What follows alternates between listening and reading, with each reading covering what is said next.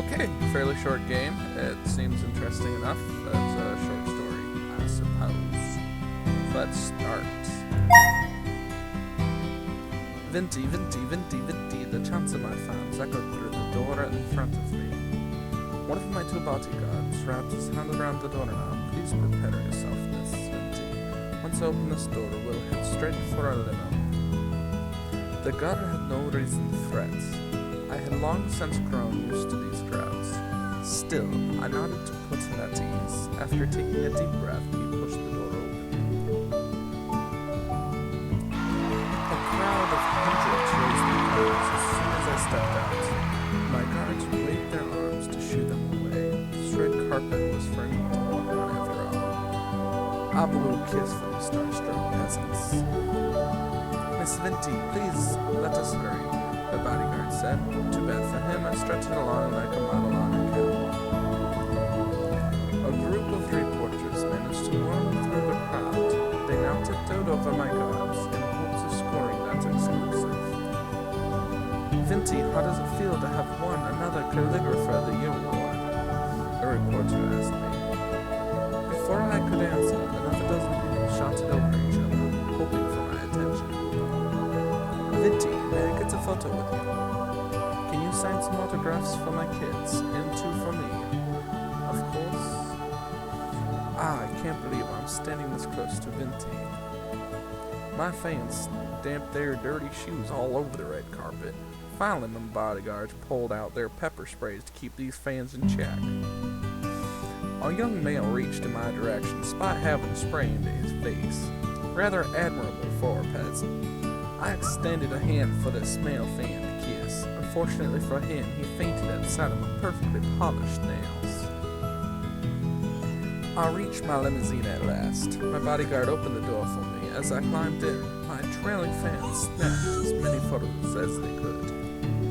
Miss Venti, the crowd chanted as my car window pulled up. How odd, they never refer to me as Miss. Oh, my graceful presence must have been too much for the sanity. These poor things. Miss Venti.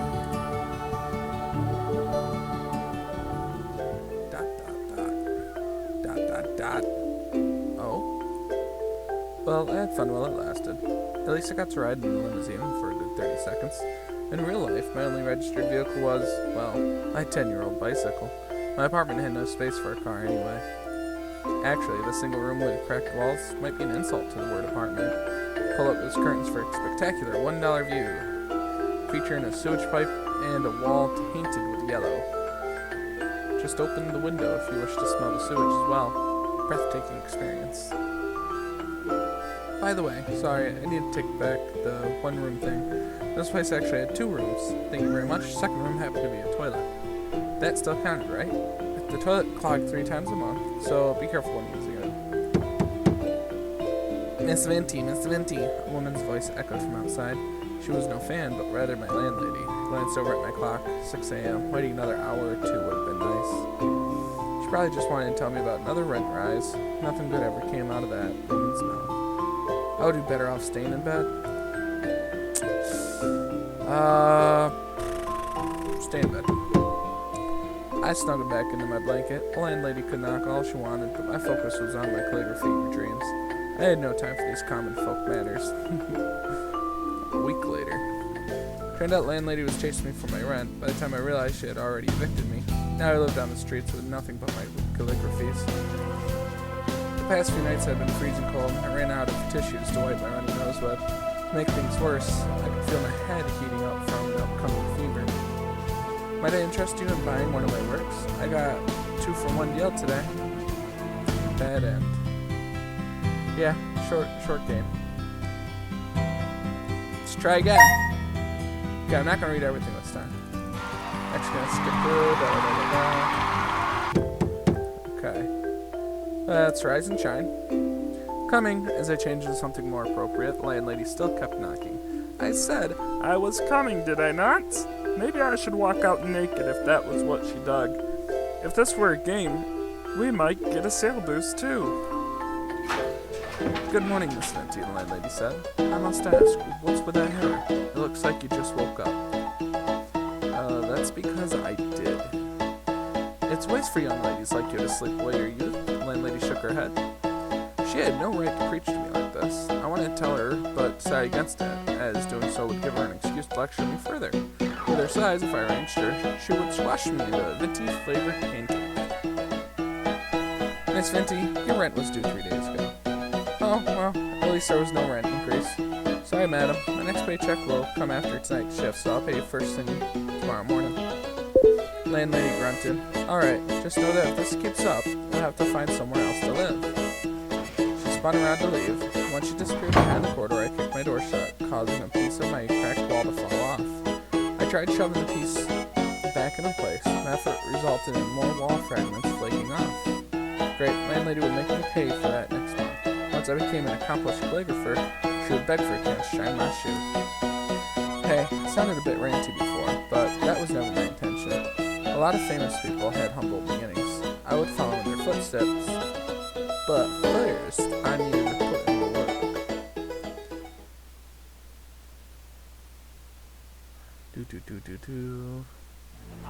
And so I returned to the busiest street in my area. With my calligraphy spread before me, I sat on the concrete and rested my back against the fence. Car horns blared behind me, mixed with people shouting things at each other's mothers. These cars kept expelling fumes that made me choke. Just one of the many things I dealt with in making art. Pedestrians took up almost every inch of space on the street ahead. Surely this would be the day when somebody spotted my talent. As always, no one afforded me anything more than a passing glance, and my will soon dwindled. Let me be honest, I never expected to be showered with praise by every head who passed here. What was that old saying? 10% of the people you reached out to will buy your work. I could live with that. Even just 1%. Please, anything but 0. I wanted to scream at these people. They had no idea how much sweat I poured into these calligraphies. Let's see. Let's rant. Enough was enough. I sprang off the ground and kicked the fence behind me. The crowd stared as I ranted on and on about their ignorance. It felt so good to let loose. If these people knew how to spot real art, my career would have already kicked off. 2 days later, my eruption made its way to the internet. Guys made sure to never buy anything from her. She's nuts. Who does she think she is? Spread the news, everyone. We need to make sure people like that never get anywhere. My career was doomed. If I knew one mistake would destroy everything, I would have kept my trap shut. I wish I could relive that day. Oh. Okay. How long have we gone for? About 7 minutes. Let's do it again. Do it again! Again! Quickly! Rise and shine. Persevere. I decided to keep these displeasures to myself, but Blomton said patience would be rewarded. I wonder if my patience would ever become worthwhile. Just as I thought this, a man paused to look at my calligraphies. He had a bucket of fried chicken in his hand. The smell made my mouth water. As the man eyed my works, one by one, I felt my cheeks heating up from anticipation. At last, someone spared more than a moment with my works. This must be my reward. Timing could hardly be more perfect. I summoned the courage to speak with the man, but he spoke first. "You're charging for these?" I managed a tiny nod. The man snorted. "I would never hang these on my wall, even if you gave them to me for free. Seriously, this is the most shameless display I've ever seen." Trolls online were one thing. Confronting one in real life was a rarity. Judging from the man's scrawny arms, I bet I could overpower him with ease. Then he would know just how big of a blunder he had made. Well, considering the fact that flipping out was made a very big thing, I'm gonna restrain. Yeah, folks always said to ignore trolls. I clenched my teeth and stayed put. After chuckling in my face, the man started off, determined to prove him wrong, and continued to sit and wait for potential customers. Another 1,000 people walked by without sparing me a look. Lingering here any longer would be a waste of time. As I packed my things, I insisted I was leaving because my part-time job started in an hour. Deep inside, I knew that man's words had rocked my confidence. Giving up on calligraphy would mean I had wasted all this time over nothing. Yet, if I lacked the gift, persevering might make things worse. Tears welled in my eyes, and I clenched my fists to hold them back. Speaking of tears, I heard a kid crying within the crowd. Looked like we had lost a lost child on our hands. Some pedestrians shot him glances, but none of them offered more than that. these really horrible people. To cheer myself up, I told myself I would never want my calligraphies to be owned by people like that. I should help that kid. But that would mean being late for my job. Help or be a hypocrite. That's a choice that I just got given. So, help.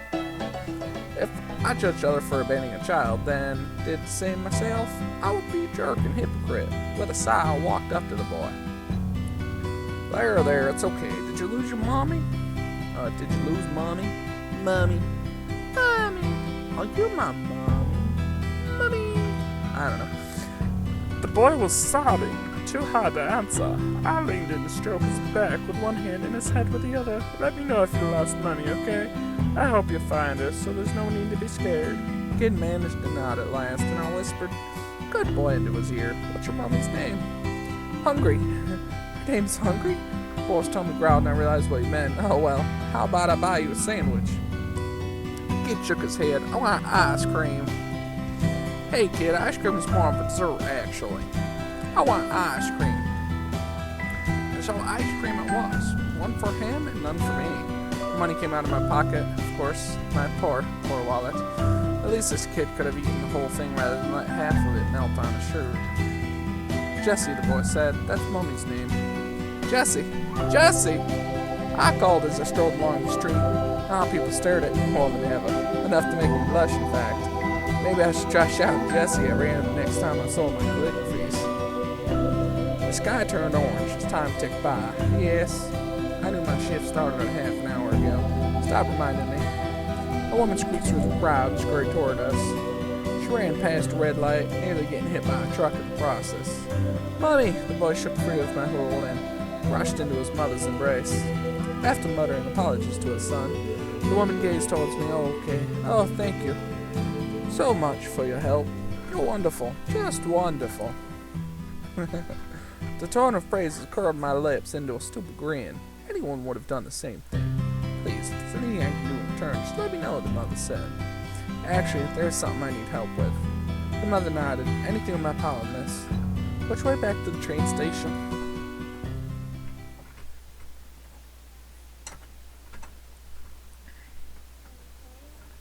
The sky had gone dark by the time I arrived at work. I opened the restaurant door gingerly to avoid making any noise. Stealth mode switched on. Called me Ninja Venti for a reason. "Miss Venti," the voice of my boss now made me jump on the ceiling fan. Sorry I'm late. I wanted to explain, but my boss glared at me. My tongue slurred out a bunch of syllables. My explanation was in there somewhere. Probably. Maybe. I received an earful from my boss, but at least I got to keep my job. Several colleagues shot me frowns for not being here during such a busy period. In the end, I took all the blame without complaint. Well, at one point, I locked myself inside the toilet, screaming into the bowl. I also might not have fantasized about dunking my workmates' heads in the toilet. That was for me alone to know, though. At least I earned the paycheck I needed to keep my landlady quiet for another month. As for the month after that, we would see when the time came. All I wanted was to pursue my art, but reality kept pressuring me toward finding a second job. On my way home, I spotted a banner for an upcoming visual novel named Princess Aria. The game had long been hyped in every form I knew. Amazing art, along with a cast of famous voice actors. The writer and the composer were big names too. For Princess Aria to have an ad this big, there must be a lot of money put behind the project. The way this banner hung high gave me the sense it was extra important. Bright lights shone on the princess' face to impress potential players. Yes, that was what I really needed. If I had a banner like that, no doubt people would line up to buy my calligraphy. I could already imagine how folks would react as I walked along the streets. "Hey, I think that was Venti." "Wow, no way. You mean that famous calligrapher I see on all those banners?" "Yeah, she must be really good. Maybe we should ask her for an autograph." My agent will then step in and speak on my behalf. "Please line up in orderly fashion, everyone." "How much for an autograph?" "Shut up, take my money." My agent nodded in response. "Autographs are available for $100, thanks." "That would be $100, thanks." The game shop's owner said. Princess Aria cost twice what I had predicted. If I bought the game, I would have too little left for rent. Opened my wallet, hoping I might have more cash on hand than I realized. Turned out I had less, actually. I hung my head, and the storekeeper sighed. His arch brows pressured me into buying the game. I did ride 3 trains to get here. Might as well pick up something. Told the shopkeeper how much money I had, and he shook his head. The store owner pulled out a different game from under his table. He brushed away the dust on it, so I could see the cover. The title read Sunflower War. Some visual novel about the battlefield. Copyright 1997. The bottom read, no wonder it was so cheap. Art by Invert Mouse, wherever the heck that was. The front cover would fit perfectly in a kindergarten classroom. Flipped the case over to see what was highlighted on the back. This game supported up to 640 by 480 resolution. Truly the pinnacle of technology. The shopkeeper grimaced. He must have sensed I wanted to say no. His stare made my palm stain with sweat. And I ended up buying the game. Dealing with folks like that had always been a weakness of mine. Remind me to never visit the store again.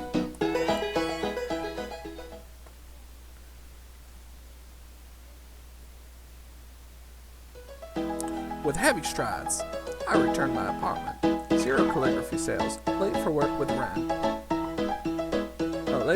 and with rent. Topped off by blowing cash on some game I had no interest in. What I really wanted to play was Princess Aria. Forcing myself to suffer anything else would just upset me further. Let's play! Might be better than what she thinks. I did spend money on Sunflower War. Might as well give it a go. The day left me pretty drained, so the relic of the game would do a good job putting me to sleep. I switched on my laptop and inserted the disc, which I partly hoped would fail to load from old age. Too bad it worked just fine. No doubt a lot of people were loving Princess Aria right now. Meanwhile, here I was enjoying the 640 by 480 godsend. No voice acting either. These illustrations look like they were done by a child. I would be better off close my eyes imagining my own artworks. The grass reached up to our knees as I read along, painting an image of the scene in my head. The plants rustled as we waded through. We paused once every few steps, fearing there might be snakes hiding among the bushes. Somehow we managed to survive the evening. The sun surged from behind the horizon, outlining the earth with an orange glow. Slowly the blue sky emerged and vanquished the darkness that had haunted us. As light bathed the soil, I found myself in a field of sunflowers. I had imagined this place looked far more terrifying, but anxiety had merely been playing tricks on me. I drew a deep breath to savor the morning fragrance in the distance. Birds chirped as if applauding our survival. I could see it. Not only that, touch, hear, and smell too. An experience crafted by my imagination. The image rivaled the strokes of any artist. And it belonged to me alone. Its fulfillment inspired me to take things further. The blast of gunfire deafened us as we dove behind the wall. A bullet whizzed past the tip of my helmet. Sam had passed this helmet on me with a dying breath. I would carry on her legacy. The desert heat pinched sweat out of my every pore. I desperately wanted to empty this water bottle down my throat, but with no help in sight, I must conserve every drop.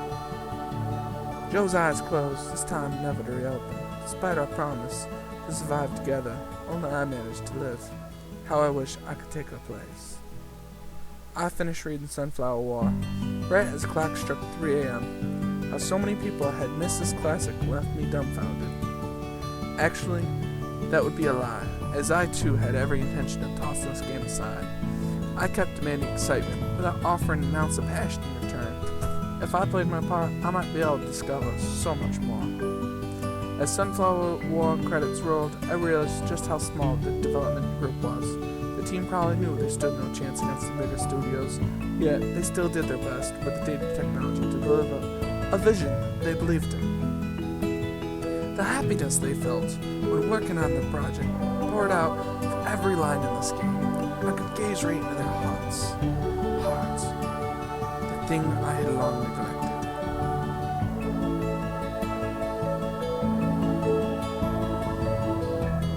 Mommy, Daddy, Vinty, what is it, darling? Look, it's my calligraphy. If I could actually read it right. I guess it worked out there. Honey, it's calligraphy. But that's great. I think you have a lot of talent. This is so much fun. I'm going to become a calligrapher. Is that a real job? I don't know. I had forgotten the last time I found joy in calligraphy. Every stroke these days felt like a grocery chore. All I obsessed over was how much, or rather how little, people pay attention to my efforts. My works no longer possessed heart, and I failed to notice it. Time to do something about that. Could hardly wait to start. After all, I chose this path because I loved it.